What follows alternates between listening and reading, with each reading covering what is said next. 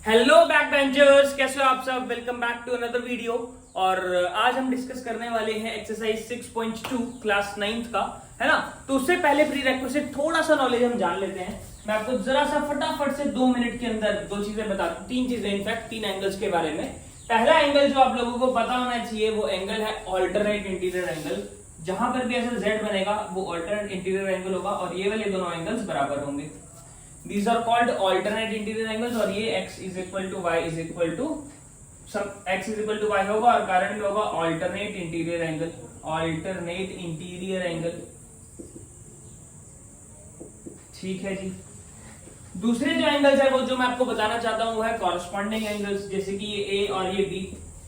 ठीक है, a is equal to b, ये होंगे कॉरस्पॉन्डिंग एंगल्स। बहुत अच्छे से करेंगे, कॉरस्पॉन्डिंग एंगल आप लोगों को पता होना चाहिए, कॉरस्पॉन्डिंग एंगल्स, है ना। तीसरा जो टाइप ऑफ एंगल हमने स्टडी करना है दैट इज ये u वाला। जब u बनता है तो x प्लस बी, है ना। So x plus B is equal to 180 degree. इसको बोलते हैं co interior angle, co interior angles. ठीक है, तो ये 3 एंगल्स हमने स्टडी करने हैं। ये 3 एंगल्स अगर हमें आते हैं तो हम बहुत इजीली हम अपनी ये वाली एक्सरसाइज, सेकंड एक्सरसाइज अच्छे से कर पाएंगे। ठीक है, तो बिना देरी किए हम चलते हैं बेटा क्वेश्चन नंबर 1 के ऊपर। So question number 1 is saying if AB is parallel to CD and CD is parallel to EF and Y and ratio Y ratio that is in 3:7, Y ratio that is in 3:7, we have to find X। ठीक है, तो चलो बेटा start कर रहे हैं। देखो क्या है, इसने बोला दिस इज AB, मैंने लाइन से नहीं लिखी, ये है BC, ये है AB, ये है CD एंड ये है EF। ठीक है, AB अगर CD के पैरेलल है और CD EF के पैरेलल है तो AB EF के पैरेलल होगा। सबसे पहली चीज हम गिवन लिखेंगे, given AB is parallel to CD is parallel to EF, है ना। ये तीनों आपस में एक दूसरे के पैरेलल है। और क्या गिवन है, Y ratio Z is equal to 3:7। तो let ratio is equal to A, ratio को हमने A मान लिया। ठीक है, तो Y की वैल्यू क्या हो जाएगी 3A और Z की वैल्यू क्या हो जाएगी 7A। As simple as that, Y की वैल्यू 3A और Z की वैल्यू 7A। अब जरा बेटा अगर मैं इन क्वेश्चन को ध्यान से देखता हूं, यहां पर इस एरिया को अगर मैं ध्यान से देखता हूं तो ध्यान से देखो बेटा, ये AB जो है CF के पैरेलल है और ये जो है Z बनता दिखाई दे रहा है। यहां पर Z बनता दिखाई दे रहा है, देखो जरा ध्यान से, ये Z बन रहा है कि नहीं बन रहा, ये Z बन रहा है। ये जो Z बन रहा है, ये जो Z बन रहा है, तो Z के अंदर वाले जो एंगल्स हैं, यानी कि X is equal to Z is equal to 7A। Reason में लिखेंगे ऑल्टरनेट इंटीरियर एंगल। रीजन में क्या लिखेंगे, ऑल्टरनेट इंटीरियर एंगल्स। यस और नो, ऑल्टरनेट इंटीरियर एंगल्स हो जाएगा ये, है ना। So X is equal to Z is equal to 7A हो गया, ये ऑल्टरनेट इंटीरियर एंगल्स हो गए। अब यहां पर वैल्यू डालेंगे तो क्या हो जाएगा, यहां पर जो वैल्यू है वो डालेंगे तो क्या होगा, सिंपली यहां पर अगर वैल्यू में डालता हूं Y इज इक्वल टू हमारा 3A था, ठीक है, और X और Z 7A हो गया, है ना। यहां ध्यान से देखो बेटा, इस जगह पर ऑल्सो एट दिस प्लेस, इस प्लेस में x plus Y is equal to 180 degree होगा कि नहीं होगा, होगा। रीजन में क्या लिखेंगे, co interior angles. Very good, reason में क्या लिखेंगे, co interior angles. Co interior angles होने की वजह से ये दोनों सब 180 हो गया। अब x का वैल्यू था 7A और y का वैल्यू था 3A, इन दोनों को ऐड करके 180 आ गया। तो 10A किसके बराबर हो गया, 180 के बराबर। तो A का वैल्यू किसके बराबर हो गया, 180 बाई 10 दैट इज 18 के बराबर। तो A का वैल्यू किसके बराबर हो गया, 18 डिग्री के बराबर। इफ A इज 18, अब समझना मेरी बात ध्यान से, if A is 18 then Y is equal to, Y will be equal to 3 into 18 that is 54 degree, and if A is 18 then Z is equal to 126 degrees। ठीक है, Z और X दोनों कितने हो जाएंगे, 126 डिग्री हो जाएगा। तो जहां फाइंड X बोला था तो हम लिख देंगे X is equal to 126 degrees. Clear. चलिए क्वेश्चन नंबर 2 पर चलते हैं। In the figure 6.24 AB is parallel to CD and EF is perpendicular to CD। ठीक है, इन द एंगल GED मतलब ये वाला complete angle is equal to 126 degrees हमें दिया हुआ है। हमें कौन कौन से एंगल निकालने हैं, उन एंगल्स को नाम देते हैं। एंगल AGE, ये वाला एंगल निकालना है, इसको x मान लेते हैं। GEF ये वाला एंगल निकालना है, इसको y मान लेते हैं। एंड FGE ये वाला एंगल निकालना है, इसको हम z मान लेते हैं। बहुत आसान क्वेश्चन है बेटा, बहुत ज्यादा इजी क्वेश्चन है। करते हैं, चलो स्टार्ट करते हैं। ध्यान से देखो, angle AGE is equal to angle GED होगा कि नहीं होगा बेटा, बराबर होगा कि नहीं होगा? ध्यान से देखो, ऑल्टरनेट इंटीरियर एंगल बन रहा है, ये के एंगल ये, एक एंगल ये, तो ये वाला 126 इस वाले के 126 के बराबर होगा is equal to 126 degree. Reason में लिखेंगे ऑल्टरनेट इंटीरियर एंगल्स। रीजन में क्या लिखेंगे? Alternate interior angle. ठीक है जी, ये बात समझ में आ गई, ये बात समझ में आ गई। अब देखिए बेटा, angle AGE plus angle FGE, इन दोनों एंगल्स को अगर मैं ऐड करता हूं तो 180 डिग्री आ रहा है। कारण क्या होगा? Linear pair. कारण क्या होगा इसका? Linear pair. कारण क्या होगा इसका? लीनियर पेयर इसका कारण होगा। तो AGE की वैल्यू कितनी हो जाएगी? हमें 126 पता है, हमें FGE की वैल्यू पता ही नहीं, FGE की वैल्यू पता ही नहीं, FGE की वैल्यू हमें पता ही नहीं, तो उसको हम Z मान रहे हैं। Z इज इक्वल टू 180 है ना, तो Z की वैल्यू कितनी हो जाएगी? 180 माइनस 126, तो Z की वैल्यू कितनी हो जाएगी? 54 आई गेस, 54 हो जाएगी। यस और नो? यस, Z की वैल्यू 54 हो गई। ठीक है जी, ठीक है, हमारा Z 54 आ गया, Z 54 आ गया। अब देखो बेटा ध्यान से, ये जो एंगल है GED, जो एंगल हमारा GED है, GED एंगल जो है वो दो एंगल से मिलकर बन रहा है, दो छोटे छोटे एंगल से मिलकर बन रहा है, एक GEF और एक FED है ना। एक एंगल GEF है और एक एंगल FED है। इन दोनों एंगल्स के सम से बन रहा है GEF प्लस FED। तो GEF की वैल्यू कितनी है? GEF की वैल्यू कितनी है? बाय हमें पता नहीं अभी, ये 126 है। By is equal 126 is equal to by plus ये वाला एंगल हमारा कितना है? 90 है। बाय प्लस 90, ये वाला एंगल हमारा 90 है, राइट? ये एंगल 90 है। इसको सिंप्लीफाई करेंगे तो क्या होगा? ये 90 इधर आके माइनस होगा, 126 minus 90 is equal to y। तो y का वैल्यू कितना हो जाएगा? 126 माइनस 90 कितना हो गया? 126 माइनस 90 36 हो गया। कितना हो गया? 36। ठीक है, तो 36 हमारा आंसर आ गया। तो तीनों एंगल जो हमें चाहिए थे वो निकल गए। ठीक है, और pause the video to note it down. Okay बच्चों, तो let's move on to our next question. बेटा थर्ड क्वेश्चन जो एनसीईआरटी का वो क्या कह रहा है? PQ is parallel to ST, मतलब ये लाइन हमारा इस लाइन के पैरेलल दिया है। This line is given parallel to this line. Okay okay, PQR is equal to 110, ठीक है मान लिया। RST is equal to 130। We need to find QRS, means we need to find this वाला angle, x वाला angle. अब बेटा इन दोनों lines के बीच में कोई डायरेक्ट रिलेशन है क्या? इन दोनों लाइंस के बीच में कोई डायरेक्ट रिलेशन नहीं है। इन दोनों लाइंस के बीच में, क्योंकि इन दोनों लाइंस के बीच में कोई डायरेक्ट रिलेशन नहीं है, we need to form a direct relation between the lines. हमें इन दोनों के बीच में एक डायरेक्ट रिलेशन बनाना पड़ेगा। ठीक है, मुझे इन दोनों के बीच में डायरेक्ट रिलेशन बनाना पड़ेगा। तो उसके लिए मुझे क्या करना पड़ेगा? कंस्ट्रक्शन। मुझे यहां से समझ में आया कि मुझे कंस्ट्रक्शन करना पड़ेगा, क्योंकि इन दोनों गिवन लाइंस के बीच में डायरेक्ट रिलेशन नहीं है। तो डायरेक्ट रिलेशन क्योंकि इनके बीच में नहीं है, that's why we need to make a direct relation. हम एक लाइन बना देते हैं MN which is parallel to PQ and ST। Construction किया हमने, कंस्ट्रक्शन में क्या किया? Draw MN parallel to PQ and PQ was already parallel to ST। PQ जो था वो ऑलरेडी ST के पैरेलल था, है ना। अब यहां पर ध्यान से देखेंगे बेटा, इस वाले एंगल को मैं y मान लेता हूं और इस वाले एंगल को z मान लेता हूं। ध्यान से देखेंगे इसको, ठीक है, ध्यान से देखिए इस चीज को।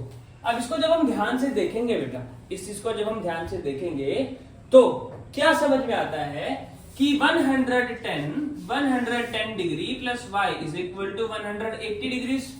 यस और नो? कोई इंटीरियर एंगल बन रहा है बेटा, ध्यान से देखो, कोई इंटीरियर एंगल बन गया, कोई इंटीरियर एंगल बना कि नहीं बना? बन गया। तो यहां से जो y का वैल्यू आएगा दैट इज 180 माइनस 110, यानी y कितना आ गया हमारा? 70 डिग्री। वेरी गुड, y हमारा 70 डिग्री आ गया। अब y 70 डिग्री आ गया। अब 130 और z में देखते हैं। x sorry y plus 130 y क्यों लिख रहा हूँ, क्या कह रहा है, z plus 130 is equal to 180, co interior angle बना कि नहीं बना ना को इंटीरियर एंगल्स। अब क्योंकि को इंटीरियर एंगल बना है तो z का वैल्यू कितना आ जाएगा, 180 माइनस 130 दैट इज 50 डिग्रीज। तो ये हमारा 70 आ गया बच्चा और ये हमारा 50 आ गया। ये देखो स्ट्रेट लाइन बन रही है, मतलब x plus Y plus z 180 होगा, है ना। तो now x plus Y plus z is equal to 180 degree. क्यों, लीनियर पेयर या स्ट्रेट लाइन, है ना, कुछ भी लिख सकते हैं, लीनियर पेयर लिख दिया, है ना। तो यहां पर हम 70 plus x plus Y is equal to 70 plus x plus 50 is equal to 180 करेंगे तो x का वैल्यू कितना आ जाएगा, 180 माइनस 120, यानी x की वैल्यू कितने आ गई, 60 डिग्री। तो x का वैल्यू कितना हो गया, 60 डिग्री हो गया। ये तो इस क्वेश्चन को करने का एक तरीका हुआ बेटा, ये इस क्वेश्चन को करने का हमारा एक तरीका हुआ। This is one way to do this question, right, this is one way to do this question. ठीक है, इसको नोट करो जरा, स्क्रीनशॉट ले लो आप लोग। चलो मैं आपको इसी क्वेश्चन को करने का दूसरा तरीका दिखाता हूं। Let me just find my duster. कहां कर दिया मैं डस्टर, ये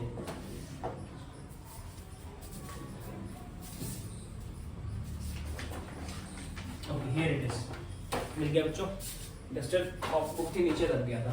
चलिए इसको मैं इरेज कर रहा हूं। अब इसको करने का दूसरा तरीका देखो बेटा, पहला यहां तक तो सेम ही रहने वाला है, वो छोटा मेथड है लेकिन वो ज्यादातर बच्चों के दिमाग में नहीं आता, वो छोटा मेथड है। अब देखो जरा ध्यान से, ये हमने 70 निकाल लिया। 70 निकालने के बाद बेटा ये देखो ध्यान से, ये ऑल्टरनेट एंगल बन रहे हैं कि नहीं बन रहे, है ना। सो हम पहले लिख देंगे angle QRS is equal to x, तो हम लिखेंगे 70 plus x is equal to 130 degree. Reason में लिखेंगे ऑल्टरनेट इंटीरियर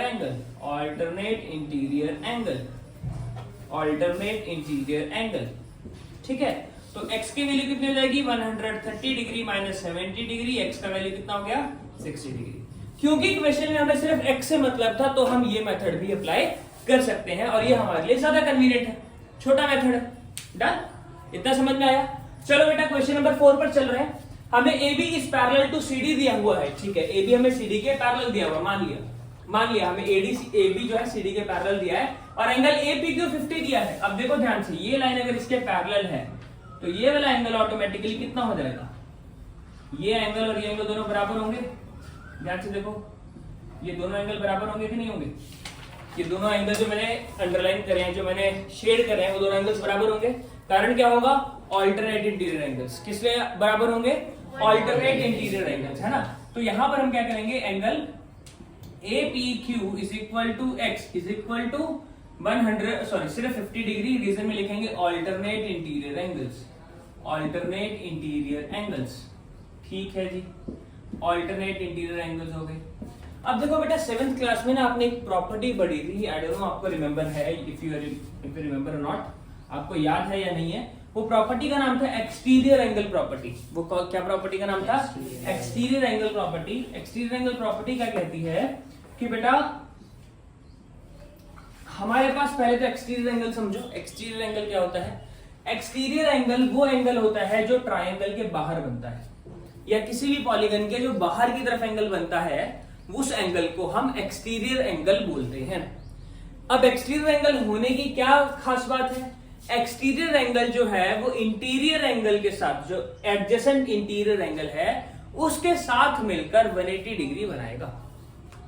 समझे, ये बात समझ में आई, वो उसके साथ मिलकर 180 डिग्री का एंगल क्रिएट करेगा। ये बात याद रखना, ये बात समझ में आई, ठीक है, ट्रायंगल के केस में।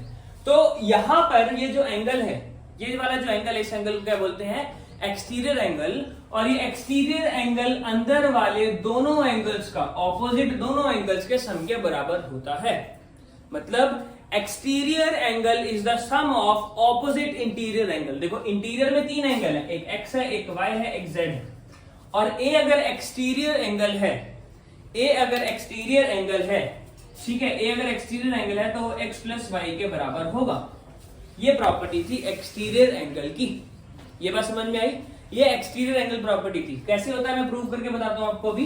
देखो बेटा x plus Y plus z किसके बराबर होता है 180 डिग्री के बराबर। सभी को ये बात पता है। एंगल सम प्रॉपर्टी है ट्राइंगल की, ट्राइंगल के तीनों एंगल्स का सम कितना होता है 180 डिग्री होता है।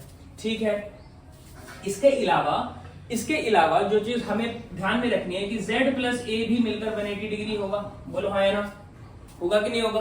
होगा। अब इन दोनों इक्वेशंस को अगर मैं इक्वेट करता हूं, मैं 1 को 2 के बराबर करता हूं, यानी x plus Y plus Z is equal to Z plus A. ये z यहां पर आके माइनस होके खत्म हो गया। हमारा x प्लस वाई किसके बराबर आ गया? a के बराबर। तो sum of opposite interior angles is equal to exterior angle. ये बात प्रूव हो गई। तो ये एक्सटीरियर एंगल प्रॉपर्टी आपने याद रखनी है। एक्सटीरियर एंगल प्रॉपर्टी क्या कहती है? जस्ट कर दे फिर से मैंने।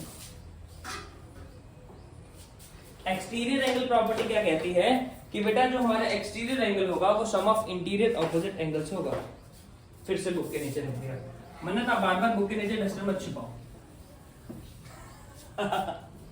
चलो आप भी छुपाया था, ठीक है। चलिए ये बात समझ में आई। इसको करते हैं आगे। क्या बनेगा बेटा? हमें एंगल दे दिया PRD is equal to 127 degrees. Angle PRD is equal to 127 degrees दे दिया है। PRD एंगल मतलब एक्सटीरियर एंगल बन रहा है, वो ट्राइंगल के बाहर जो एंगल बनता है वो एक्सटीरियर एंगल होता है। तो PRD इज 127 डिग्री। अब हमें पता है x plus Y is equal to 127 degree. कारण में लिखेंगे exterior angle property. Exterior angle property, exterior angle property. अब एक्सटीरियर एंगल प्रॉपर्टी की वजह से x प्लस वाई जो है वो 127 डिग्री के बराबर है, बट x जो था हमारा वो तो 50 डिग्री के बराबर था। यस और नो? x जो था वो हमारा 50 डिग्री के बराबर था। तो y का वैल्यू कितना आ जाएगा? 127 माइनस 50। तो y की वैल्यू हो जाएगी 77 डिग्रीज। y का वैल्यू कितना हो जाएगा? 77 डिग्रीज। तो दिस इज इट। ये था क्वेश्चन बेटा फोर्थ। अब हम फिफ्थ और सिक्स्थ क्वेश्चन पे मूव करेंगे फटाफट से in a snap. Till then pause the video to note it down. Okay, so let's move on to the last question, but one of the most beautiful question of this book. सबसे ज्यादा बेहतरीन question जो है बेटा ये question है पूरी book में। इनफैक्ट पूरी बुक के अंदर one of the favourite question of mind, क्योंकि बेटा ये क्वेश्चन आपको रियल लाइफ में लाइंस एंड एंगल्स सिखा रहा है। ठीक है, क्वेश्चन क्या है कि मेरे पास दो मिरर मैंने ऐसे रखे बेटा, दो मिरर मैंने ऐसे रखे और इस पॉइंट से मैंने ऐसे लाइट मारी तो रिफ्लेक्ट होगी, रिफ्लेक्ट होकर स्ट्राइक हुई और वो आगे चली गई। अब मुझे प्रूव करना है कि ये जो इंसिडेंट रे थी और रिफ्लेक्ट होकर ऐसे गई और फिर जो तीसरी बार रिफ्लेक्ट हुई, ये जो तीसरी वाली रे है ये पहली वाली रे के पैरेलल है। हमें ये प्रूव करना है। हमें ये प्रूव करना है कि जो फर्स्ट रे है वो थर्ड रे के पैरेलल होगी। ये बात समझ में आई? मतलब हमें ए बी को, ये बी यहां पर है, ये ए बी है, ए बी को सी डी के पैरेलल प्रूव करना है। ए बी को सी डी के पैरेलल प्रूव करना है। तो बेटा आप सभी ने लॉज ऑफ मोशन तो पढ़े होंगे, राइट? आप सभी ने लॉज ऑफ मोशन तो पढ़े होंगे, सभी ने, सारे मेरे अच्छे बच्चे हैं, राइट? सभी ने लॉज ऑफ मोशन पढ़े थे। लॉज ऑफ मोशन क्या कहते हैं? पहला लॉ ऑफ मोशन बोलता है angle of incidence is equal to angle of reflection, right? Sir आप तो फिजिक्स पढ़ाने लग गए, लेकिन बेटा पढ़ना पड़ेगा। Angle of incidence is equal to angle of reflection. तो हमारा ये जो एंगल आई है, ये जो एंगल आई है, ये एंगल आर के बराबर होगा। सिमिलरली ये वाला जो एंगल आई है, ये वाला एंगल आर के बराबर होगा। यस और नो? होगा। ठीक है, जो इसका इंसिडेंस एंगल था वो उसके रिफ्लेक्टेड एंगल के बराबर होगा। ये बात समझ में आई? अब बेटा ध्यान से देखो, ध्यान से समझना मेरी बात। ये आई और आर अगर मैं लिखूंगा तो कंफ्यूजन होगी, राइट? मैं इस ए को, इसको ए और ए लिख रहा हूं और इसको बी और बी लिख रहा हूं। इसको मैं बी और बी एंगल लिख रहा हूं क्योंकि ये वाला एंगल इसके बराबर है, ये इसके बराबर है कि नहीं वो हमें प्रूफ करना है ना? ये वाला एंगल इसके बराबर है। एक पर्टिकुलर रे में इंसिडेंस एंगल जो है वो उसके रिफ्लेक्टेड एंगल के बराबर होता है ना?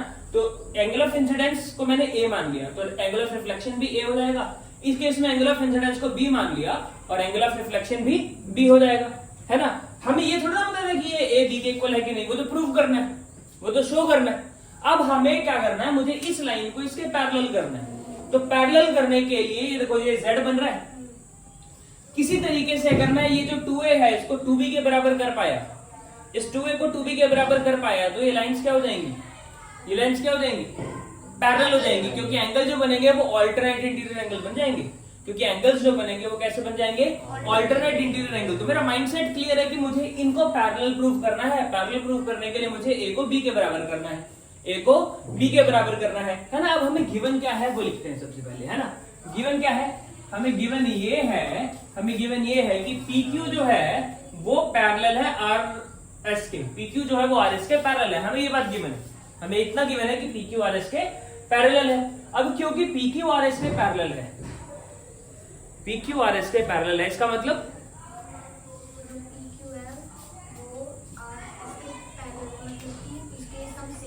हाँ ठीक है, PQ RS के पैरेलल है ना। तो PQ अगर RS के पैरेलल है, इसने कोई, क्योंकि क्वेश्चन में बताया कि मिरर्स हमने पैरेलल लगाए हैं, ठीक है। अब ये बात ध्यान रखना, अगर इस पॉइंट को, ये पॉइंट B है ना, यहाँ पर ये वाला जो पॉइंट है, ये वाला पॉइंट B है, इस पॉइंट को मैं थोड़ा सा स्पेस देकर यहाँ पर ठीक से मेंशन कर देता हूँ, ये वाला पॉइंट B है, ठीक है। ये जो पॉइंट B है और इस लाइन को मैं N मान रहा हूँ, और ये C है और इसको N मान रहा हूँ, है ना। तो ध्यान से देखो, BN is perpendicular to PQ होगा, BM PQ के परपेंडिकुलर होगा। क्यों?